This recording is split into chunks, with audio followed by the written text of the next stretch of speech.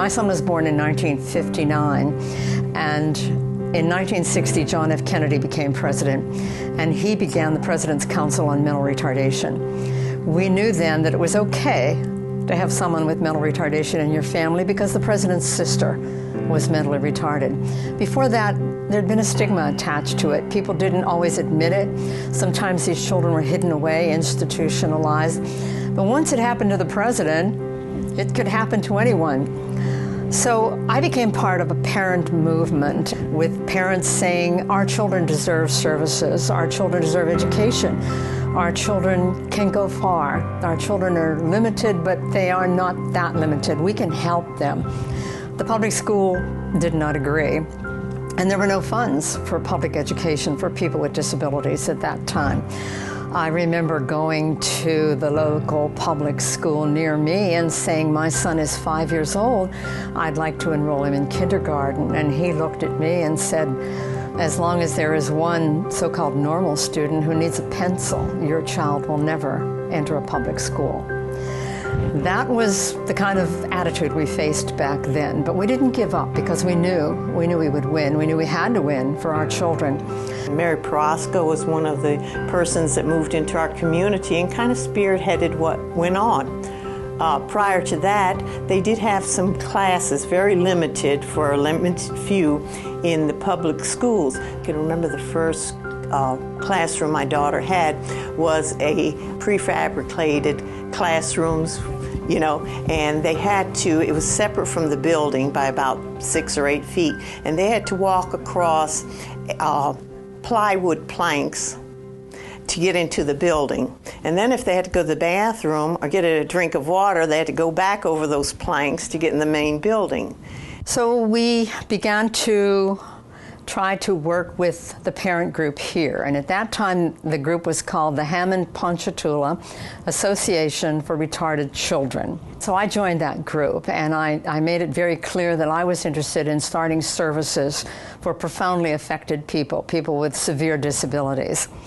I remember Mrs. Fagan called me in and she said, well, I'm associated with the Hammond State School, and my interest doesn't really lie in community programs, so I'm going to resign and let Joe DeMarco become president, you become vice president, and you all can take the agency forward.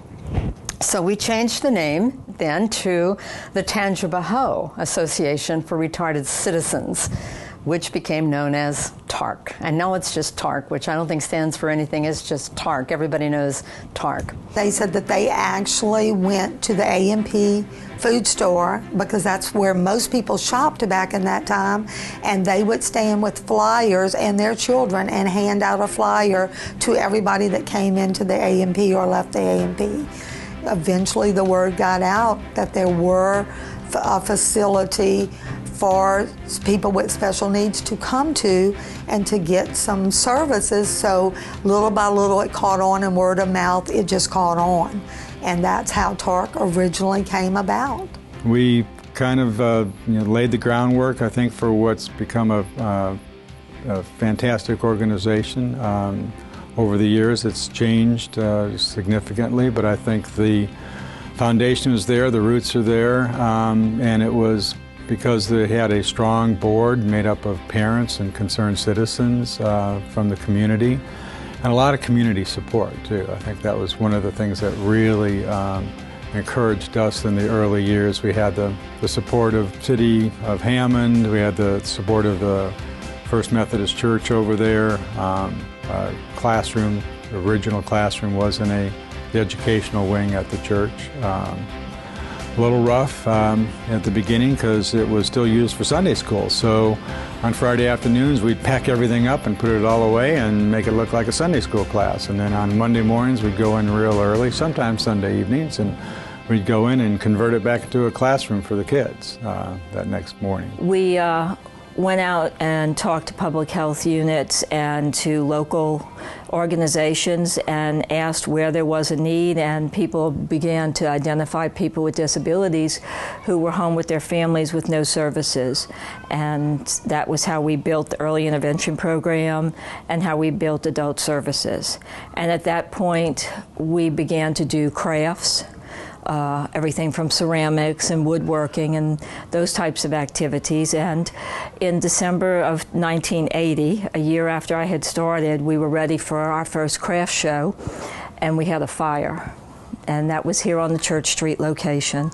And at that time, it was quite devastating, and the building was pretty much destroyed, our side of it. But immediately after the fire, Dr. Beth Moles showed up while we were still watching the smoldering from the building standing on Church Street, and she offered us a location at the Hammond Junior High, where she was principal at the time. And she was just awesome about helping us to be able to, within 3 days, get back up and running. And so we were just thrilled to have that community support.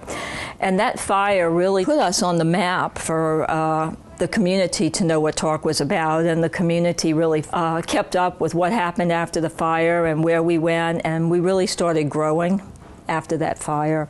And it was a real milestone in terms of building services. TARC is just such a historical program for this area and this community. The thing that always just encouraged me about the program was the fact that anyone could be eligible.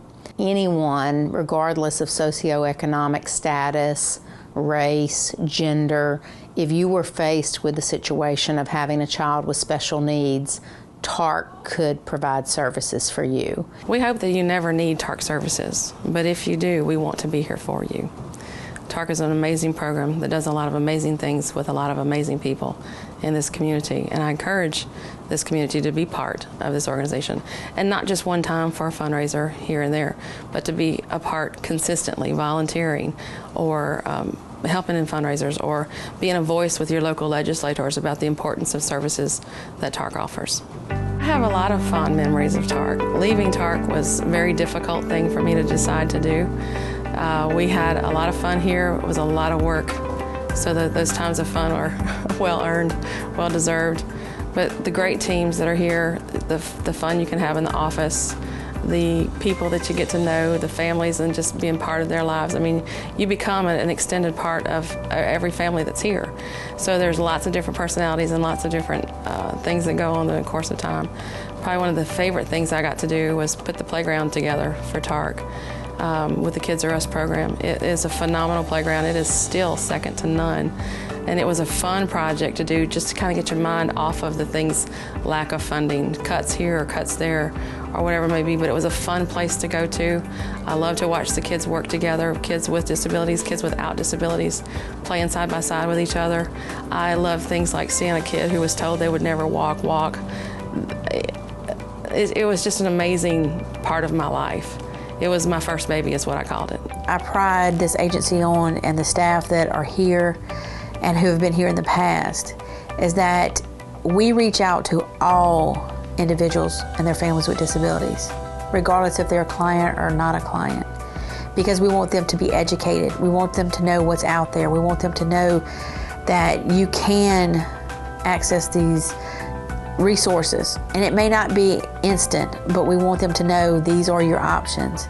And it's so wonderful to see a parent know when they have a child with a disability that may need to be tube-fed or is in a wheelchair, that when they walk in that door and they give their child to our staff, that they're smiling when they walk out the door. To have such a great facility to meet the needs of those parents, you know, and to work with a great group of individuals who do this job every day. They see the good, they see the bad, and they still come to work every day smiling. You know, we never know who's going to walk through the door. We've had individuals walk through the door and say, "I've seen your website. I've heard good things about you. I want to sit down and talk with you." I've had individuals who came in and just chatted with me for about 30 minutes. And within 2 weeks, I received a large donation just by telling them who we are and what we do. Anytime a baby's born with a special need, you know, your parents are gonna be upset, especially if they're not prepared for it. And so we want them to, from the get-go, have a place to call to say, "This is not what I expected, tell me what I need to do." Because, you know, we've seen here at TARC that people come to us and say, someone, whether it be the doctor or whoever, said that, you know, our baby probably won't progress beyond this, but we've seen it different.